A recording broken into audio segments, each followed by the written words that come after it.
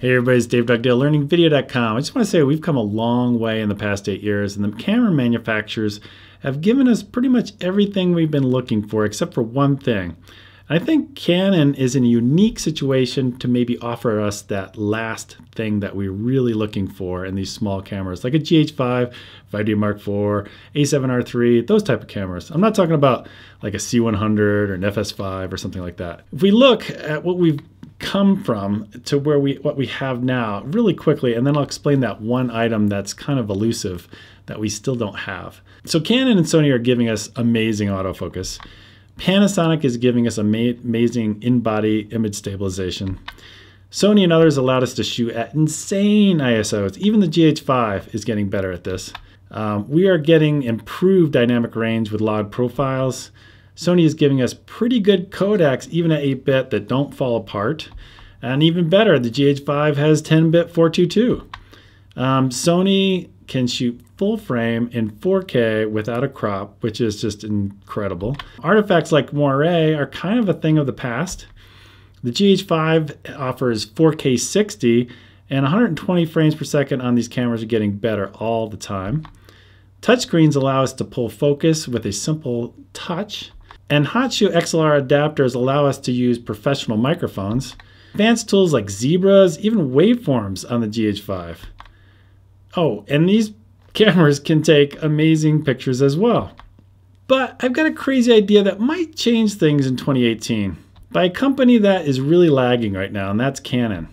Watching this video, you can see this is a normal ND filter you put on the end of your lens, which I don't like doing compared to the FS5, which I got to use for 30 days, and it was just a joy to use. It was fantastic. It was one of those things where I used it for 30 days, and I just didn't want to go back to any other way of exposing. It was the perfect way because it was this variable ND filter that had this amazing range to it just by using this scroll wheel on the side of the camera.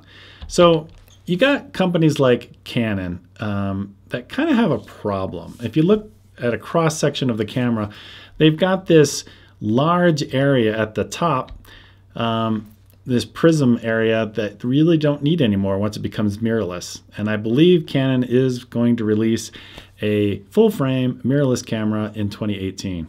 But they've kind of got a problem.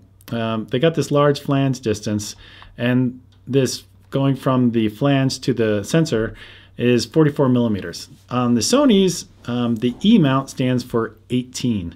So it's a much smaller space compared to Canon. So if Canon keeps their existing lens lineup, which I'm sure they want to do because nobody wants to buy new glass, I got an idea for them. Just embrace it. Just keep that large flange distance. Don't create a new set of lenses, and put an internal ND filter in it. So you've got this red area right here. If that's perhaps where the ND filter could go, and then it just goes up into this top location. So kind of keep the format of the camera the same, and then you could keep all these lenses. I don't know what they got, 80 lenses or something like that. To me, that just makes a lot of sense. Now, I said I would switch to Canon if they did this, but obviously they still need to fix a few items. The first one is the heavy 4K crop. Canon should be able to get some really fast processors to help this heavy 4K crop issue. Also, Kodak motion JPEG that's in the 5D Mark IV, I'm not a big fan of. Creates these large files. They need to fix that. That should be an easy fix. No log, that's also a really easy fix for them. They should be able to, it's probably already on the chip. All they have to do is activate it. No peaking, same thing with log. It's probably already on their chip. Just activate it. And put in like this variable ND filter that they have on the FS5. Now, I'm no mechanical engineer or anything, especially when it comes to small devices like this. I think it's physically possible looking at the cross-section of a camera. I think they have room to do this. Other camera manufacturers like Sony with their E-mount, I've come up to them and said, hey, you guys are doing this on the RX100 Mark V with an internal ND filter.